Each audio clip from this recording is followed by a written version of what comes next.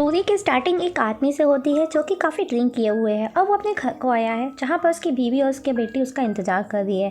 बीवी उसकी कहती है कि पिछले एक हफ्ते से कहाँ पर थे और दारू पीने के लिए तुम्हारे पास पैसे हैं, यहाँ पर हमारा बिना खाने के कितना बुरा हाल है। जिस पर वो आदमी अपनी बीवी को बहुत मारता है। जब उसकी बेटी उसे बचाने आती है तो वो उसे भी मारता है। तब वो अपनी बीवी और बेटी दोनों को किसी के साथ सोकर पैसे कमाने का बोलता है। अगले दिन सुबह रानी देखती है, दोस्तों जो लड़की दिखाई गई थी उसकी बेटी, उसका नाम रानी है, वो देखती है कि उसकी माँ ज़मीन पर पड़ी है। जब वो देखती है कि वो मर चुकी है, रानी बहुत दुखी और परेशान है। तभी एक लड़की आकर बताती है कि उसके पिता की डेड बॉडी बाहर पड़ी हुई है। तब रानी देखती है कि उसके पिताजी भी मर चुके हैं। अब वो बिल्कुल अकेली रह चुकी है। तब वो यह गांव छोड़कर जाने का सोचती है और वो गांव छोड़कर कहीं दूर चली जाती है। और अब रानी का हाल बहुत ही ज़्यादा ख़राब है। काफ़ी दिनों से उसने कुछ भी नहीं खाया।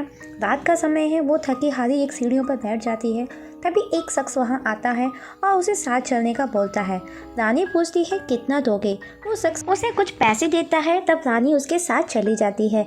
इसके बाद हम देखते हैं लोग उसके पास हर रोज़ ऐसे ही आने लगते हैं, उसे कुछ पैसे देते हैं और वो उनके साथ जाती है। और अब वो हर रोज़ उन्हीं सीढ़ियों पर बैठने लगी थी। कुछ दिन बाद वो एक घर किराए पर ले लेती है और वहाँ रहने लगती है। अब रानी उस एरिया की मशहूर बन जाती है और वो काफ़ी खूबसूरत भी है। तभी एक दिन उसके पास एक शिवा नाम का बंदा आता है, जहाँ वो भी रानी के साथ फिजिकल रिलेशन बनाता है। जब शिवा वहाँ से वापस जाने को होता है, वो रानी को कहता है कूड़ेदान में पड़े सोने को तब तक कोई नहीं उठाता जब तक वो कूड़े के समान ही होता है। अगर यहाँ रहोगी तो भी ठीक वैसे ही है। वो उसे कहता है तुझे जितने पैसे चाहिए मैं दिलाऊंगा, मैं दूंगा।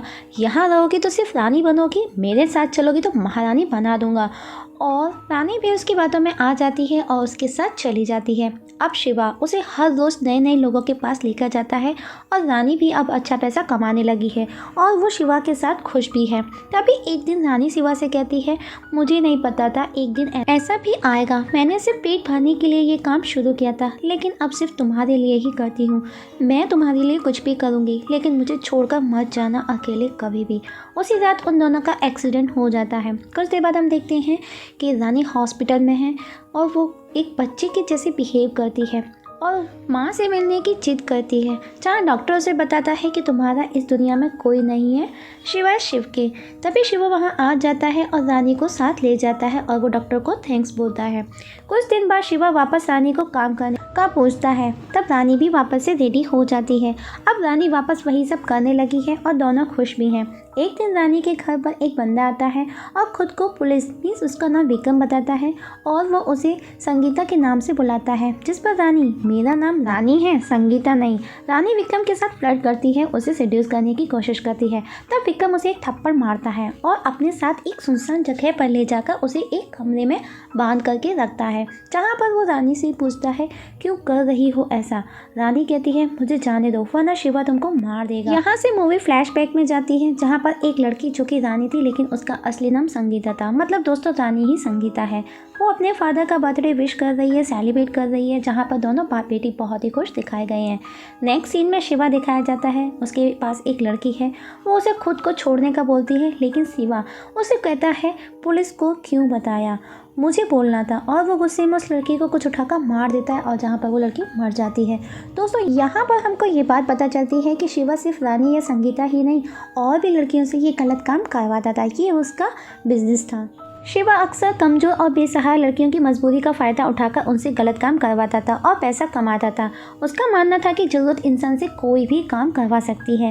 मूवी फ्लैशबैक में जाती है, जहां दिखाया जाता है शिवा संगीता यानी कि रानी को फॉलो कर उससे मिलता है और उसे काम करने के लिए ऑफ़र देता है, जिस पर संगीता पास ही पड़े लकड़ी के डंडे से उसे हिट करती है और वहाँ से चली जाती है। जो कि दोस्तों दोनों कैंटीन में थे, जहाँ पर सब लोग उसे देख रहे हैं, जहाँ पर जो भी लोग मौजूद थे, जिस पर शिवा को गुस्सा आता है। तब संगीता उसके खिलाफ पुलिस FIR करा देती है। तब उसी दिन शिवा उसके फादर को मारने की धमकी देता है और 1 वीक का टाइम देकर वहाँ से चला जाता है। तब संगीता वापस पुलिस स्टेशन जाती है और जल्दी से जल्दी एक्शन लेने का बोलती है। तभी उसे दिव्या मिलती है जो कि शिवा की ही लड़की थी, मीन्स शिवा के द्वारा यूज़ की हुई लड़की थी, जो शिवा की हकीकत उसे बताती है। तभी वहाँ विक्रम आता है और उसे शहर छोड़कर जाने की सलाह देता है, तो इस पर दिव्या भी उसे यही बोलती है।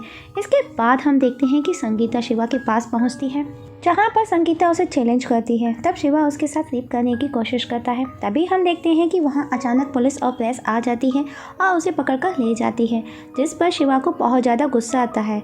संगीता पर अब शिवा को 5 साल की सज़ा सुनाई जाती है। मूवी वापस प्रेजेंट में आती है, जहाँ विक्रम संगीता यानी कि रानी को सब कुछ याद दिलाने की कोशिश करता है। वहीं उधर शिवा संगीता को न पाकर गुस्सा करता है।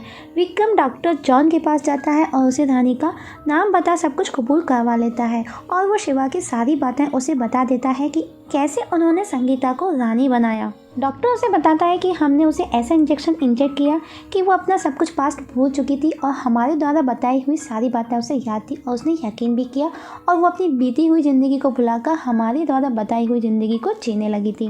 तब विक्रम उसे पूछता है संगीता यानी कि रानी कभी अब ठीक होगी या नहीं, जिस पर डॉक्टर उसे कहता है अगर संगीता रानी बनकर जिएगी तो वो ज़िंदगी जी सकती है, अगर वो संगीता बनेगी तो शिवा उसे मार देगा। जहाँ पर डॉक्टर उसे ये भी बताता है कि 4 महीने बाद वो वापस से रानी से संगीता बन जाएगी, मतलब जो दवा हमने उसे दी थी उसका असर सिर्फ 1 साल ही रहता है और वो 4 महीने बाद वापस से संगीता की ज़िंदगी जी सकती है। जिसके बाद इंस्पेक्टर विक्रम 4 महीने की लीव लेता है और संगीता के पास आता है, और अब वो उसके साथ उसके पास ही रहता है। वो उसे याद दिलाने की कोशिश करता है। संगीता वहाँ से भागने की भी कोशिश करती है। इस तरह 4 महीने पूरे हो चुके हैं। वहीं उधर शिवा भी उसका इंतजार कर रहा है। उसे यकीन है कि वो उसके पास जल्द लौटेगी। तभी एक दिन संगीता नींद से जागती है और विक्रम के पास आती है। तब विक्रम उसे सब कुछ बताता है, लेकिन वो अभी तक चुप है, खामोश है। लेकिन जब विक्रम उसे बताता है कि तुम्हारे फादर को शिवा ने मार दिया, तब संगीता बहुत रोती है, बहुत दुखी होती है। जिसके बाद विक्रम उसे संभालता है और उसे उसके घर लेकर जाता है, जहाँ संगीता को सब कुछ याद आ जाता है। विक्रम उसे कहता है अब तुम्हारे पास 2 ही ऑप्शन हैं, या तो शिवा के साथ रानी बनकर जियो या फिर कहीं दूर जाकर वापस से संगीता की लाइफ जियो, और उसके पास एक गन छोड़कर वहाँ से चला जाता है। तब संगीता शिवा के पास पहुँचती है, उसके हाथ में गन होती है। अब शिवा भी समझ चुका है कि संगीता को सब कुछ याद आ चुका है। तब शिवा उसे बताता है कि मुझे पता है तुम्हें मुझ पर बहुत गुस्सा है, जिस पर संगीता बोलती है क्यों बनाया मुझे ऐसा, मैं खुश थी अपनी लाइफ में। जिस पर शिवा उसका मजाक बनाता है और कहता है तुम शहर के हर लड़के के साथ सो चुकी हो, हर लड़के की जुबान पर तुम्हारा नाम है, तुमको पता भी नहीं कि ना जाने कितनी बार तो तुम मेरे साथ सो चुकी हो। और वो उसे सब कुछ हकीकत बताता है कि कैसे उसने संगीता से रानी बनाया। वो उसे बोलता है मुझे तेरी हिम्मत ही भाग गई थी, और वो उसे मारने लगता है। उसी दौरान संगीता पास ही पड़ी हुई गन को उठाकर उसे शूट कर मार देती है। मूवी आफ्टर 5 ईयर्स दिखाई जाती है। हम देखते हैं संगीता विक्रम के साथ में एक संस्था जो कि रानी बालिका संस्था के नाम से, जो कि उसने शिवा के उस रूम पर ही खोली थी, जहाँ से शिवा ने संगीता से रानी बनाया था। शिवा ने उसकी ज़िंदगी बर्बाद कर दी थी, लेकिन विक्रम को वो थैंक्स करती है क्योंकि विक्रम के सहारे ही उसने इतना सब कुछ कर पाई थी। बिना विक्रम के सब कुछ पॉसिबल नहीं था। हम देखते हैं कि संगीता एक अफसर बन चुकी है और उसने शिवा को सेम दवा दे करके अपना चौकीदार बना दिया है, और जो कि दिन रात उसे सलाम करता रहता है। स्टोरी कैसी लगी दोस्तों कमेंट सेक्शन में कमेंट करके ज़रूर बताइएगा। और आप लोगों से एक छोटी सी रिक्वेस्ट है, अगर आप इस चैनल पर नए हैं तो प्लीज़ सब्सक्राइब जरूर कीजिएगा।